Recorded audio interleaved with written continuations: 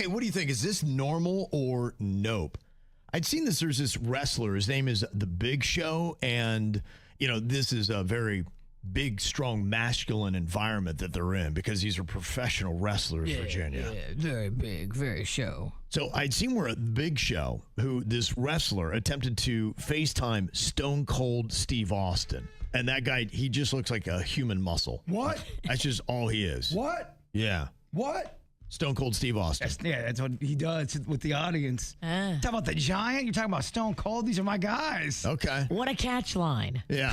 It Just sounds like he's hard of hearing. Yeah. No. Put on a hearing aid. My grandpa's the same way. He wasn't that tough. You guys do not get what Stone Cold did with this. You are right. He would wreck other guys. When they try to talk, the audience would just go, what? What? Then interrupt the other person. I know I'm not selling it well. I know I'm making the whole audience go, what? What? It was cool, though, trust me. So when The Big Show attempted to FaceTime Stone Cold Steve Austin, when Steve Austin answered, he said, "What are you doing?" And Big Show said, "I'm FaceTiming you." And he's like, "Dudes don't FaceTime other dudes. Hang up and call me back regular." I don't agree with Stone Cold on that. So I started thinking about that. I was like, well, how often do I FaceTime other guys? And I started thinking about it. I'm like, I don't know that I really ever do. I can't remember. And I don't FaceTime many people that frequently. It's usually just family. Family, yes. Right. Or somebody that you need to show something to. Like if you're out like doing something professionally and you need to show your team, okay, here's what I'm looking at.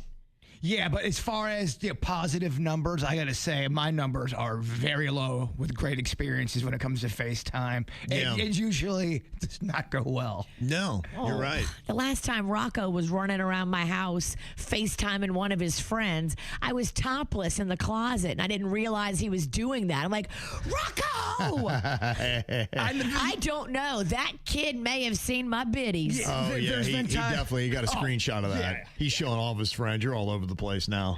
Great. And I'm Look not at that. even monetizing it. I know. You didn't know, and that's what threw you off, too. You're like, come on.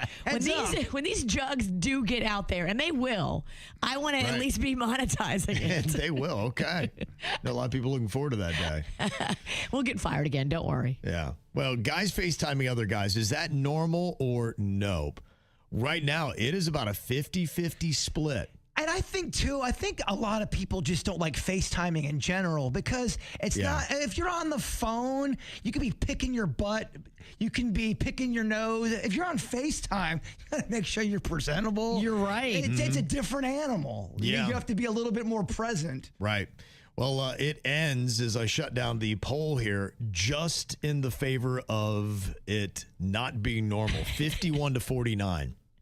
But it's pretty close. What? So just know if you're a dude, and you're going to FaceTime another dude, they may find it very weird. And just make sure everybody in the house knows you're FaceTiming. That is a good rule as well. Yeah. What do you think about this? In fact, I've caught myself doing it more frequently, and that's why I'm wondering if it's normal or not. Do you ever find yourself Googling something while someone is still explaining it? They start mentioning something, you're going, yeah, what was going on with that? You grab your phone and you start looking up the information. Because I don't trust you that you're giving me the proper information. Maybe. I need to go and see what the real facts are. Usually that's what happens. Someone starts Googling something I've said. They go, you're lying. And let me Google this right now. Yeah.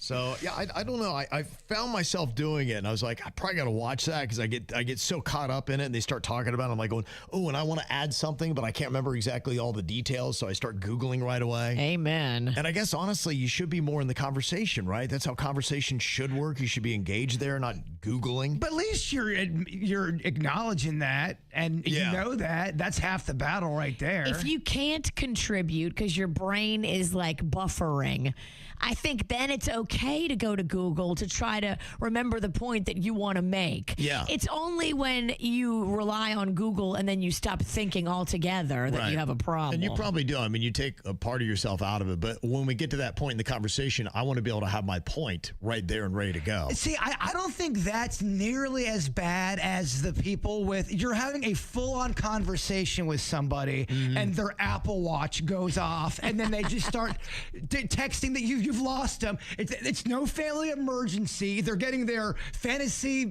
football scores in. Yeah. And you have to you're like, all right, dude, I don't feel like waiting. Well, that's a big disruptor. I've noticed that. People that have Apple Watches and they're always like, and you'll be having a conversation, be like, oh, sorry, so-and-so's calling me or so, whatever's going on. I've noticed that when people have the Apple Watch, they're always stopping, tapping it, and it breaks the flow of the conversation. I can't have an Apple Watch because it would be so distracting for me. I do everything I can to stay focused on the current engagement. Well, yeah, I was in the middle of telling something sort of important the person needed to hear, and the Apple Watch goes off, and I go, is the person you're talking to, are they dying? Are they bleeding out? Because if not. Yeah. Well, 61% of people said it is normal to Google something while somebody is still explaining it. Okay. So I guess that's just how our brains are. We're trying to race ahead in everything, aren't we? We are. Slow it down. You know what? Let those messages build up on your phone in a different spot and go catch up with it later when you're not engaging with people. I got a feeling this is definitely normal. Refreshing social media with no new updates. You guys do that? What do you mean? What does that mean? It means basically that you're always checking for a message. Like if you have a message and you're expecting somebody, are you frequently checking? You just see how many DMs you have, how many messages are going on. You're like, well, nothing. I think when it comes to any kind of numbers or anything, any kind of data, you're excited or you're waiting for information to see if it's doing well. I think you are refreshing. No, I don't do that. I clean out the DMs once a day and that's it. I try not to keep going back because it'll suck you in. I think for some people, it's the modern equivalent. I remember when I was a kid, you come home and you'd be looking at the answering machine, and if it was blinking and you could count the messages, you'd be like, yes, I got some messages. And then when you got nothing, oh, man, I don't think anybody likes me. I suck. Because, too, the voice, the voice they would use was so sad and condescending. You have no messages or friends and no one loves you. That's how you feel, right?